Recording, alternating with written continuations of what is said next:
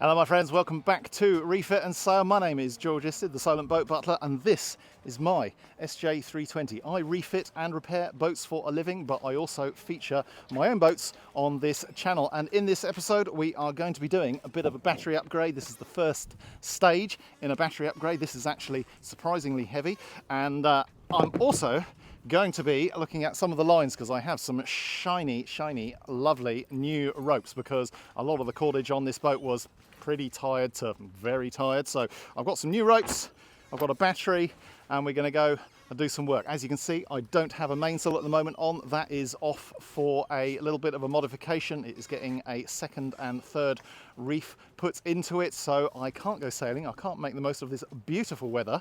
But that doesn't mean I can't play with my boat, so let's go down below and have a look at what I'm going to be doing.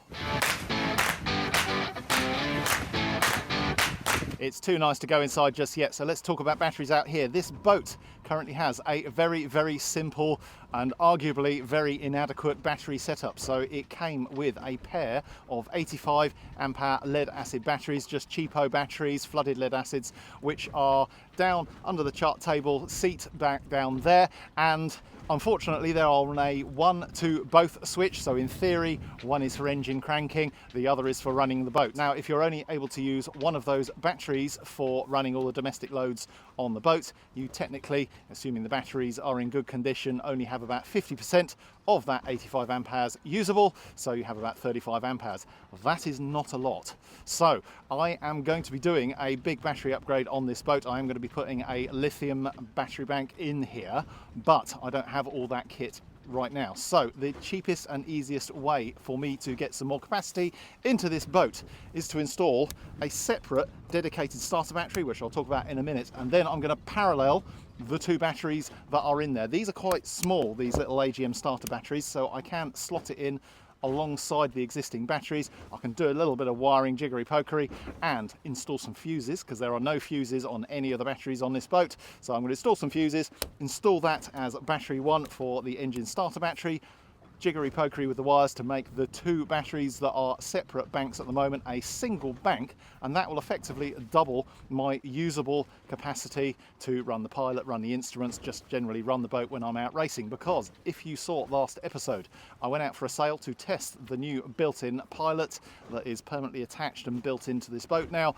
and I ran out of juice. I had 10 volts on the house bank after, I'm going to say, half an hour to an hour of sailing. I'm not entirely sure without looking back at the footage, but that is not good enough. That is not going to even get me out for a day sail. So I'm hoping that by putting those two batteries in parallel and having a dedicated starter battery, I'm going to at least be able to go out for a day sail without running out of juice.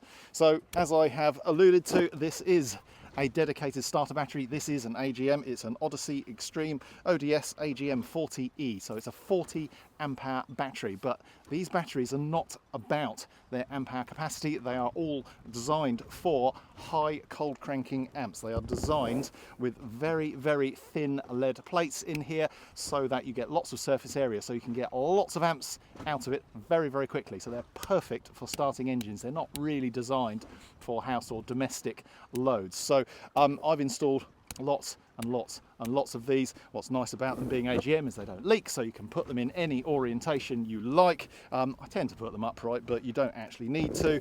They're used in motorsport, they're used on boats, and they're used in all sorts of applications where you want high CCAs but a small physical footprint. So that is hopefully, I haven't actually measured but eyeballed it, that's hopefully just going to fit down in my battery box. It's only going to be just placed in there for the moment. I'm not going to strap it down, but I'm going to have it in there, do a bit of wiring, and hopefully increase my capacity. I will come onto these ropes. They do look rather lovely, don't they, in a minute. Right folks, it's a bit of a squeeze getting myself and the camera and the battery box in view, but this is how it looks. I've just unscrewed the lid of this because it's screwed down, I think, as a way of retaining the batteries. These are the two batteries that are on the boat right now. I really hate the fact that they've used black cabling for all of the cabling in here. I really prefer red and black just to make it super obvious, because you can never easily see the positive and negative markings on the battery. There is a gap here, and I have just slid in this AGM starter battery, so that is where it's going to go. It is going to be loose for now, just don't judge me on that. This is really kind of temporary upgrades just so that I can use the boat for the next few races, and then once my lithium batteries and all the bits that I need a turn up, I'm going to be doing a proper upgrade. But I'm going to be, first of all, I think, taking off these cables. So this is the, again, temporary battery charger that I wired in a few weeks ago. Then I'm going to rejig all of these cables, put some fuses in. The battery switch is just out of shot down there, and then hopefully we'll be able to start the engine on that, run the domestic loads off of that, and we'll be in a much better position to sail the boat for more than half an hour without having to start the engine and charge everything up again.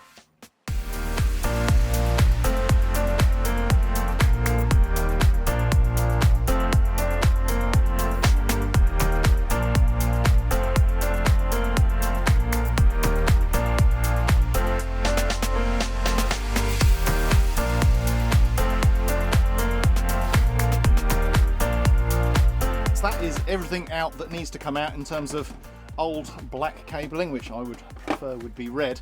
The next thing I think I'm going to do is put these into parallel. So there's already a common negative here, so I'm going to put a cable across between those two, which may or may not go into here. I might just crimp on a lug which can then go into the fixing here, and then we can take a cable on from this one here to the battery master switch, which is just out of shot. Now, because the link goes there and we're taking the power off this battery on the negative side, we're going to be taking the power off the battery on the positive side here. So there's going to be a link there and it's going to come off there, and that is just to share the load between the two batteries more accurately. I could just as easily take the positive off there as well as the negative off there, but there's always going to be a very, very small amount of resistance between the two batteries, so it's far better for the batteries if you have one off of one battery and one off the other battery in a situation where you've got two. When you've got three, there's another way of doing it, but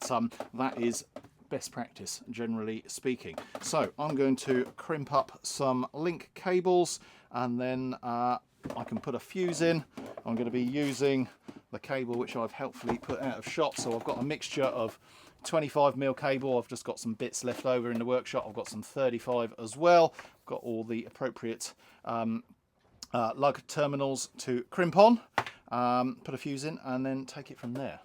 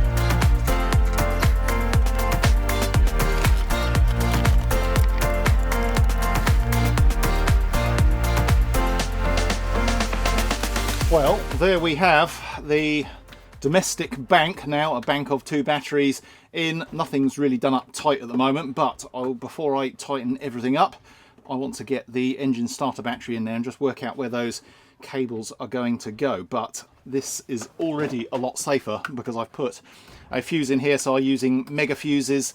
The rating for this is 150 amps, so plenty if I need to start the engine off of the domestic bank, but it's low enough to protect this 35mm cabling, so that is all good. I'm going to slide this in where it's going to go. Oh, let's get that cable out of the way. That should wriggle down there, just about. There we go. It's sitting on the hull at the moment, which is not ideal, but temporarily it'll be all good. And there's these kind of random cables. These, I put one back onto there, this one will be on the positive lead for there. There's a really rubbish battery monitor on the boat, just with LEDs showing battery status. I'm reconnecting it for now, but ultimately it will be redundant when I fit a proper battery monitor with a shunt in here, but that is a future upgrade. Right, I think I'm going to make coffee, have some lunch, and then I can run the negative terminal there round to connect into one of these on the common negative, and the positive to a fuse somewhere here, and then off to the battery switch, which is just down there.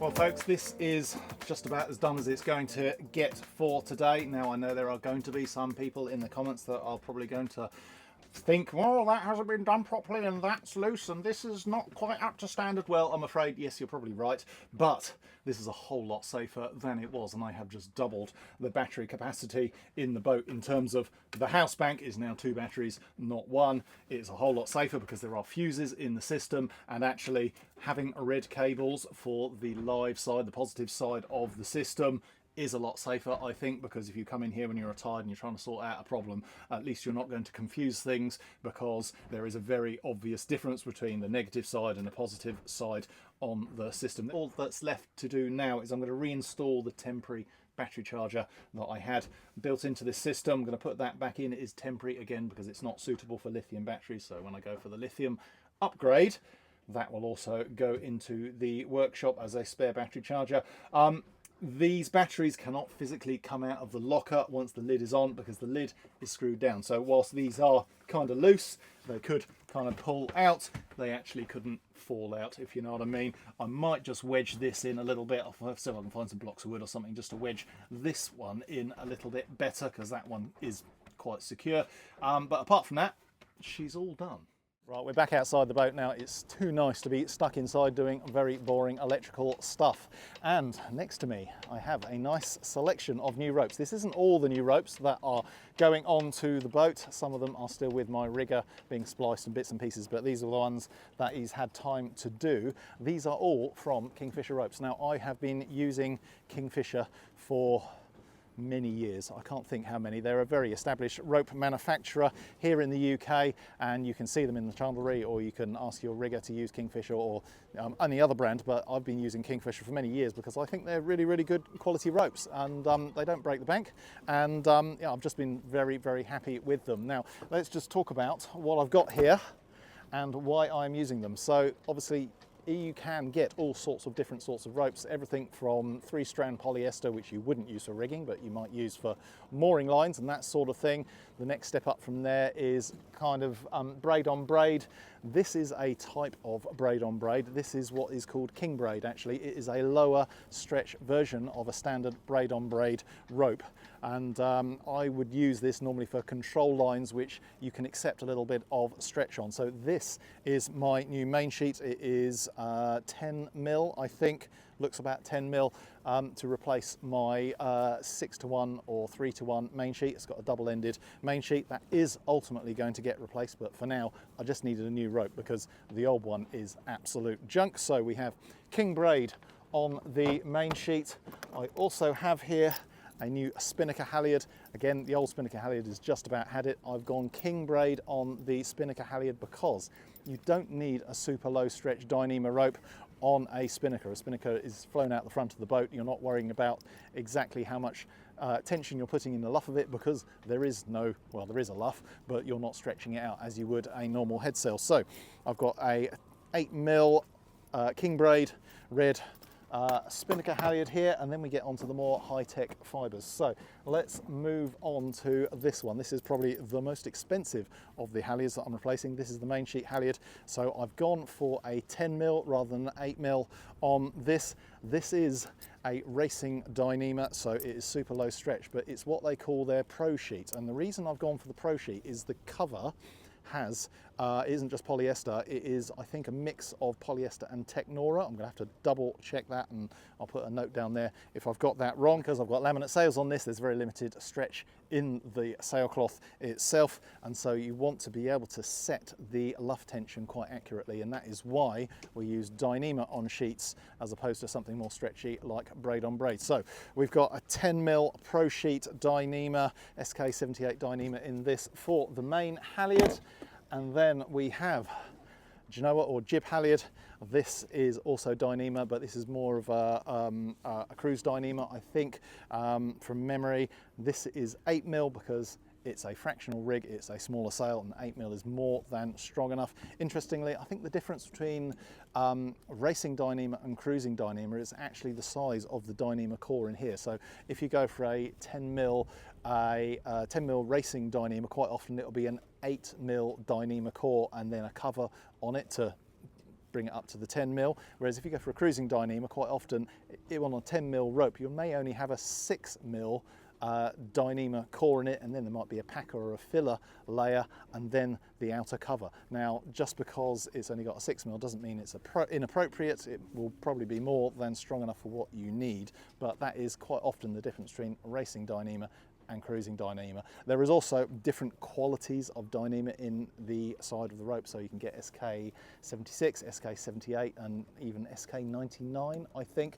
I'm not a rigger, I'm not a specialist on this, but it is worth spending the money where appropriate on your boat. There's no point, for example, in my view, of spending a ton of money on a very high-spec Dyneema racing halyard for your main sheet, for example, because having a bit of give in that is not going to be a problem. Save your money and spend it on the sails where it's really going to make a difference, where you really want to control the stretch of the rope and set the draft position in your sail very accurately using a Dyneema rope that isn't going to stretch. Right, so we've got main halyard, jib halyard. The third halyard that I have got here is also the topping lift for the spinnaker pole. So this is 8mm. Again, I've gone for a cruising Dyneema on this because it is potentially going to get used as a halyard for an inner stay. I am considering the option of fitting an inner stay on this for storm jib and number 4 to save me having to take off the furling Genoa should I need to go to a smaller head sail. So this rope potentially might be a halyard, but most of the time at the moment it's going to be the uphaul for the spinnaker pole. So this is a cruising Dyneema, 8mm, more than strong enough for the application, lower stretch enough to be used as a head sail halyard. So what is nice is my rigger, Dave the Rig, who is a master rigger, always puts nice little loops in the end of the sail. So this is the lazy end. So what I'm going to do is go and find a suitable mousing line in a minute, pull out some of the old lines, tie this to the mousing line, pull it back in, and then I have some nice shiny new halyards. First I need a mousing line, which I've left in the van. Time to go for a walk.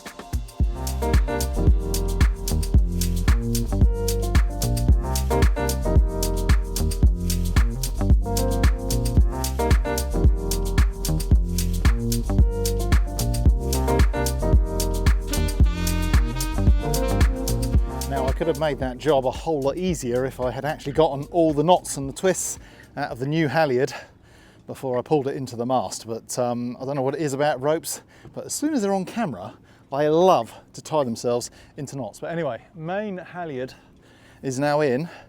I'm going to tackle the jib halyard, get these other ones in, and then we are much closer to having a boat that I can race and be confident in the lines. Right, Genoa, that's going up there. Now, because I'm using a furler, the Genoa halyard, which is this one, doesn't have a snap shackle in the end because it is shackled directly, so that's the wrong end, it is shackled directly onto the top of the top swivel. So I don't need to do anything more with that than find the shackle there and pull it through. Well folks, it's been a pretty good day of boat faffing, but the sun is going to be disappearing fairly soon. We have new pole uphaul, new spinnaker halyard, new Genoa halyard, and we have the new main halyard here as well. And of course, right at the back here, we have, if the camera will follow me, we have the new main sheet as well. What I've done so that I'm ready for when I get my mainsail back is I've pulled through, using the mounting lines that were in there, I've pulled through a couple of lines which I can use as my second and third reefing lines. They are the old Dyneema Halyards that I pulled out, and I figured, well, they'll do the job for now. The ends were pretty nasty, but I've chopped them off and there's some usable rope there, and I will either use them, or at the very least, now when I get the boom back, when I get the mainsail back, I'll be able to work out how long they need to be, and I can get some new lines for the reefs if I feel it's necessary. But obviously I am doing this on a budget. Yeah, I think I'm going to tidy up now, and then, because I haven't done it, I haven't had all my spinnakers out, I'm going to take my spinnakers up to the sailing club room. Hopefully there's no one up there. I'm going to pull them all out because I'm going to see what they look like. I've got 3 spinnakers down below, I think. I've only used one of them, and that one was pretty good but quite old, but I've got some newer ones down there, so I just wanted to check on their sizes, check they haven't got any holes in, so that when I actually want to hoist them and use them in anger, they are going to work. Has to be said, it's been a very pleasing afternoon in the sunshine. Well folks, a couple of days have passed. It's a Wednesday, but the sun is shining, so I have sneaked away from the boatyard where I should be doing client work, because I'm very excited to open up this thing. So on Monday I took delivery of my mainsail back from the sailmaker, and I have to give a very, very, very big thank you and a big shout out to Dolphin Sails. They made this mainsail about, well, at least 15 years ago, and it's in remarkably good condition for the age that it's in, which is why I want to keep using it for a little bit longer. They saw me on the intervals and on the face tube, and so they reached out and said, is there anything we can do to help you, George? And I said, well, actually I need a second and a third reef put in this mainsail, and bless them, they said absolutely fine, send it to us, George, we'll get it done for you. So thank you very, very much, Dolphin. I really, really do appreciate it. I can't thank you enough. That massively helps me out. I can't afford a new main right now, and I think it's absolutely fabulous that you reached out and you're willing to look after one of your old sails. So fantastic. So I'm really looking forward to opening this up. But what I also have are the rest of the lines that I ordered. So I have some new double braid, well in fact these are Kingbraid, so these are Kingfisher Kingbraid, slightly lower stretch than normal braid on braid Genoa sheets or jib sheets, and in the end of each one I have a spliced eye, because I like to attach my sheets with a soft shackle, which I will show you probably in a bit. So they need to go on the boat. Gosh, I don't know if you can hear that wind whistling, but it really is breezy today. So what I also have here are my new spinnaker sheets, and guys, I've gone for, on the sheet, Kingbraid again, because there's no point in spending lots and lots of money on a Dyneema sheet for a spinnaker, but it is worth spending the money on a Dyneema guy on a spinnaker, because you want to be able to set quite accurately the pole position, and that rope really gets loaded up, and if you're reaching, you really don't want this guy stretching and making the pole bounce around any more than necessary. So Dyneema on the guy from Kingfisher, Kingbraid on the sheet, and what I normally have is the 2 ropes individually on individual snap shackles, so the sheet gets clipped onto the sail, the guy gets clipped onto the sheet. But what I've done slightly differently for this one is I've gone for a single snap shackle with a large bail. This is one that I've reused that came with the boat, and I need to add some rubber balls onto this on the guy, but I've gone for both ropes onto the same snap shackle, because that will save me the weight of having 2 clips, and then in really, really light weather conditions where I might potentially want to remove the lazy guy off of the sheet, I'm just going to swap to my lightweight spinnaker sheets, which I've got down below. Again, fortunately they came with the boat, so they are ready to use, but I don't think I'm going to be putting the kite up, or in fact going for a sail today, because I don't have the time, and well, the weather is very windy. So lastly, I have a pair of spinnaker tweaker lines. So these have a low friction eye in the end that the spinnaker sheet will go through, and that allows me to adjust the height of the sheets when I'm coming into a jibe. So for example, normally when I'm jibing, I do what's called a main first jibe when I'm solo, probably explain that to you at some point, but to stop the spinnaker moving around too much, I quite often pull down on both of the sheets because it helps pin the spinnaker down and stops it rolling around quite as much when you're going through the jibe. So they also good if you've got A sails and you want to adjust how open or close the leech is on your asymmetric kite. So essential pieces of equipment. Again, I've gone for just double braid on these. It's a little bit of stretch really isn't going to matter. So I've also got some new backstay ropes, so they need to go on as well. Right, I think that's enough rope talk. I want to get this unrolled. I'm going to unroll it on the pontoon to start with, and I'll show you what they've done. So, as you can see, I've pulled the mainsail out. It's windy as all hell, so I'm really trying to stop it from taking off and going, but I wanted to show you the patches that Dolphin Sails have done, so they very kindly agreed to do the modifications to this. This is the second reefing patch. Sorry, no, this is the third reef. Under here is the second reef, and right at the bottom is the original first reefing point there, and finally Cunningham there. And they've done a really cracking job. Thank you, Dolphin. They said they didn't think they had any of this material left because it's quite old stuff now, but what they've done is they've done the reinforcement using some different coloured materials, but then covered it in this stuff, which I think is actually a code 0 laminate, and the colour of this is kinda similar to this, so it doesn't stick out too much. Obviously it is a modification to the sail, so it is going to show as a modification, but I'm happy with that. This is an old sail. It is at least 15 years old, but it's in remarkably good condition for the 15 years that it's been on this boat. So well done, Dolphin, for making a fantastic sail all those years ago, and thank you again for doing these modifications that allow me to continue using this sail. Now I'm going to go grab the battens which are on the boat, shove them in, and then hopefully, with all this wind, it's going to be a struggle, hopefully get it on the boom, because I want to get all the reefing lines in it and get it all ready to go, so that next time I've got a free kind of afternoon or something like that, when it's sunny like this, I can jump on the boat and just take it out for a spin. Right, let's get cracking.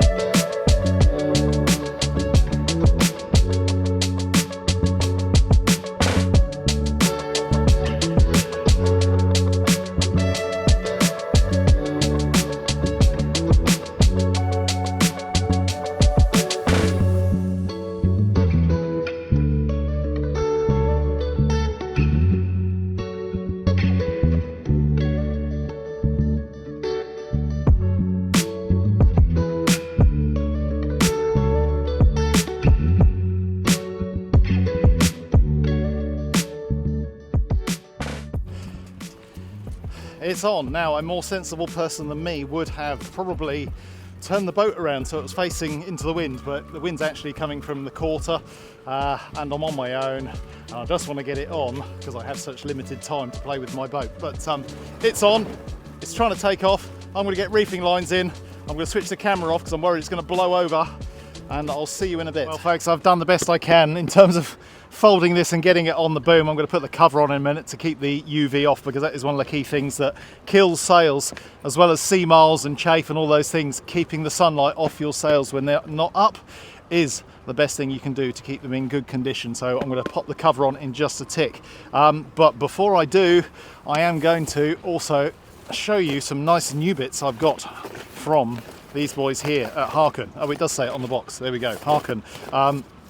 The blocks that are all at the bottom of the mast on the deck ring, which help me take my lines aft, are all a real mismatch of different sizes, types and what have you, which I guess have been fitted over the years, and I have invested in some new ones with the help of Harken. So because I've got 3 reefing lines that come back now, I've got a triple to go on one side and a double to go on the other. So that is going to be outhaul, reef 1, reef 2, reef 3 and Cunningham. Now I wanted to measure for the Cunningham cascade that I'm going to put onto the luff of the sail near the gooseneck, but with the sail flapping around it just wasn't going to happen today. So unfortunately I can't do that, but I can get these blocks fitted, and I have also got some blocks for the spinnaker pole downhaul. So I have had the kite up once, and I was really pleased with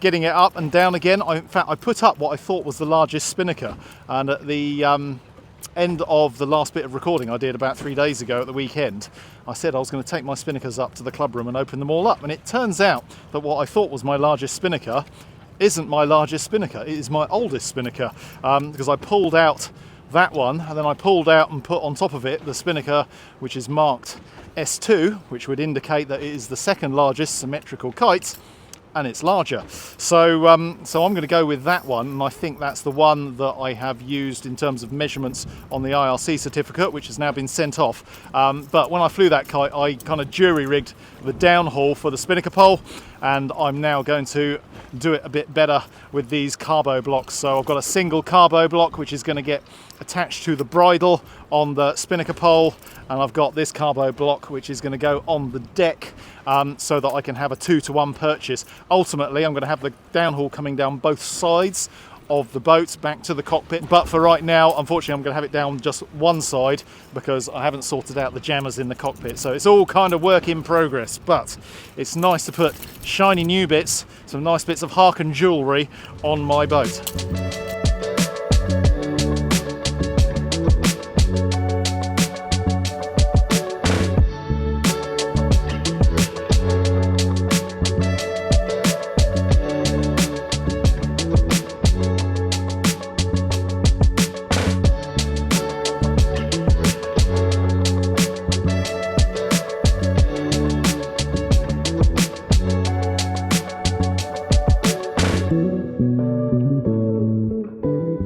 Folks, it is another beautiful, beautiful day. I've sneaked away from work because I want to play with my boat for a couple of hours.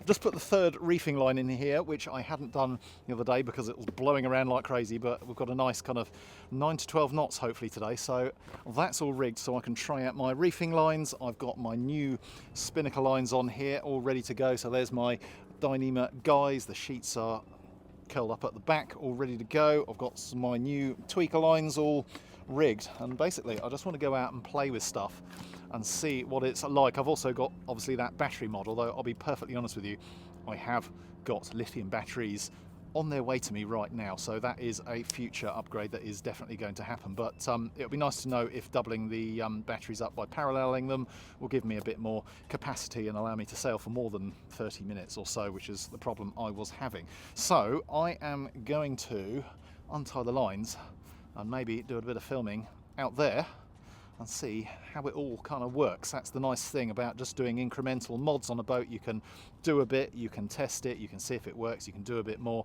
and kind of take it from there. I know I've got to take that jib off and do a little bit of a repair on it. It's very, very old.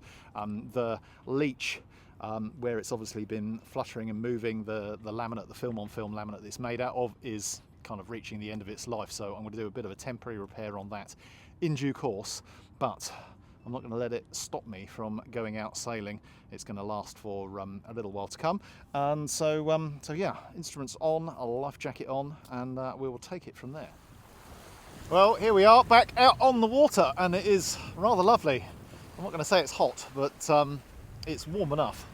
And I'm trying out a new life jacket. So this is from Mustang Survival. It's their Atlas 190 life jacket, and I've got to be honest, it is super comfortable. I'm really pleased with it, so I think you might hear some more about them on this channel fairly soon. But top marks to Mustang Survival. Really pleased with this. There isn't a ton of wind, but I want to go and put some reefs in a minute, just to put some reefs in, because I haven't done it on this boat. Might sound silly, but I'd rather not be putting reefs in for the first time on an unknown boat to me in a race or in a big blow. So I'm going to go and play with reefs, and I'm going to probably do that on starboard tack. That is generally my favoured tack for putting reefs in, particularly if I'm solo, because you have right of way in a racing situation. So I'm going to tack in a minute and see how that goes. My reefing lines that I put in, the temporary ones and the permanent ones, or whatever we're going to call them, probably am going to replace them at some point because they are a bit tired, but they are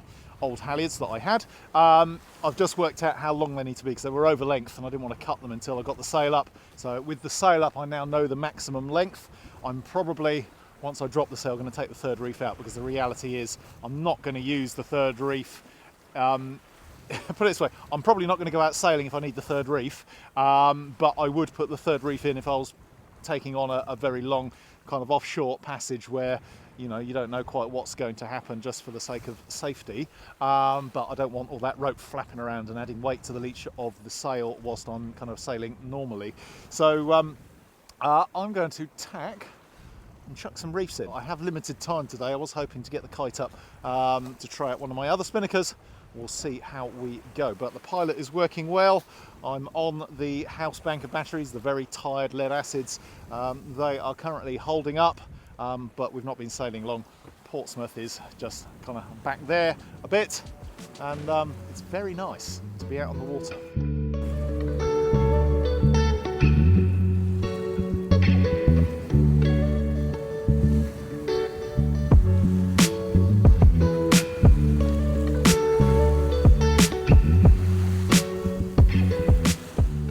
There's a better picture of the main, and you can see there is the original reefing point right in the centre there, so Cunningham and then reefing point. But as I go up the sail, you can see the second reef and the third reef up there. So they've done a really nice job of using that Code Zero material, I think, to blend the reefs in with the original sail colour. So that's the original first reef. And then you can see the second reef and the third reef. It's quite difficult to hold the camera when I'm bouncing around ever so slightly, and there's my retro jib. So thanks again, Dolphin. I'm really, really pleased with that. Superb. Very, very happy. I just wish I had the sail set more nicely for this picture, because as soon as I pick the camera up, of course, the wind slightly changes.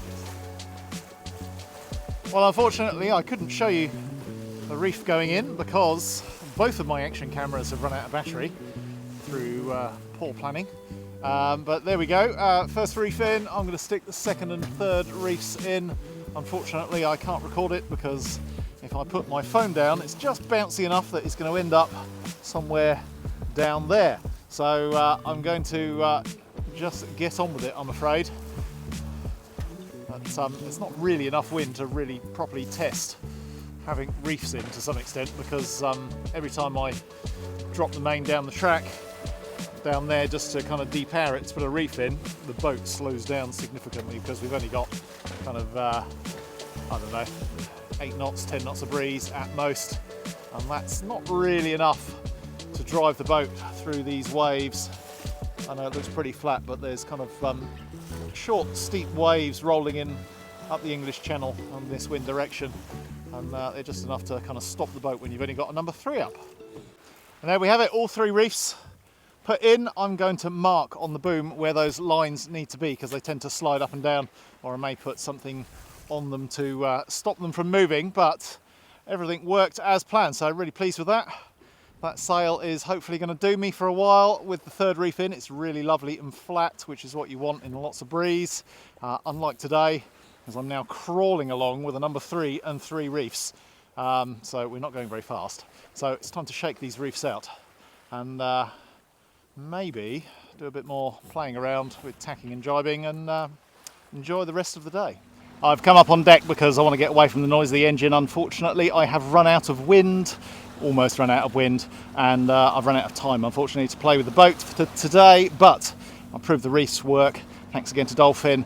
I'm very happy with that. So that's all good. I had hoped to get the kite up today, but I'm going to have to come back another time, probably in a few days, with some charged cameras and hopefully find a bit more wind to go and have a play with the kites. And as I alluded to earlier, I am going to swap out the lead acid batteries I've got in my battery bank with some lithiums, which are on their way to me right now. When I switched the engine on, I started it on the house bank and it just about started. So you know, they are now lasting for at least an hour, but those batteries are junk, so they are going to unfortunately have to go off to be recycled, and I'm going to get some nice new lithiums, which is very nice. So stay tuned for that. Stay tuned for the first race, which is coming up in about 3 weeks' time. I've still got loads to do on this boat. Every time I come out sailing on it, I find something else that needs attention, needs doing, or just needs looking at, sorted out, or working out. One of these clutches, for example, just doesn't hold. The cam inside it is worn away to the point where it doesn't really hold a rope properly. So I think there's going to be some new clutches needed. I know you can get service kits for these, but I don't actually have enough clutches on this boat, so because I want them all to match, I think there might be some new clutches everywhere.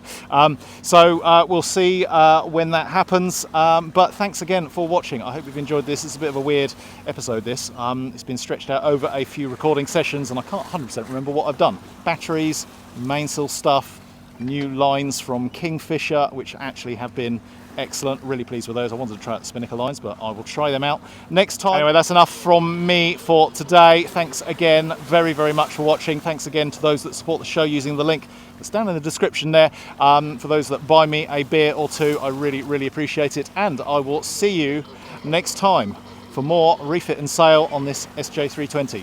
Bye for now.